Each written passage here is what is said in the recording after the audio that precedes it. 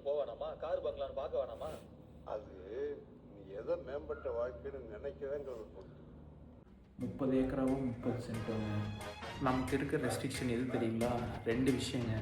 ஒன்று வந்து நம்மளோட வில் பவருங்க, மற்றவங்களுக்கு ஏதாவது பண்ணணுங்கிறது. 2வது வந்து இந்த டைமிங்க. 2யும் யூஸ் பண்ணி நம்ம மக்களோட லைஃப்பில் என்ன இம்பேக்ட் உருவாக்குறோங்கிறது தாங்க உண்மையான ரெஸ்ட்ரிக்ஷன்ஸ். எனக்கு எங்கள் அப்பா அம்மாவோட சப்போர்ட் இருக்குதுங்க. I am grateful for that. But எங்கள் அப்பாவுக்கு எந்த விதமான சப்போர்ட்டும் கிடைச்சது இல்லைங்க சின்ன வயசுலேருந்து. அதை நான் கண் கூட பார்த்துருக்குறேன்.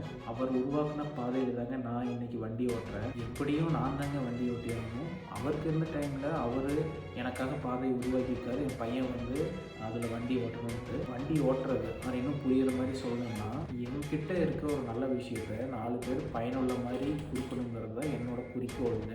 அவங்களோட லைஃப் வந்து ஹெல்த்தியராக மாறும். நான் சொன்ன இந்த விஷயத்தை நீங்கள் கண்டிப்பாக யோசிச்சு பாருங்கள். இதில் எந்த விதமான தவறும் கிடையாது.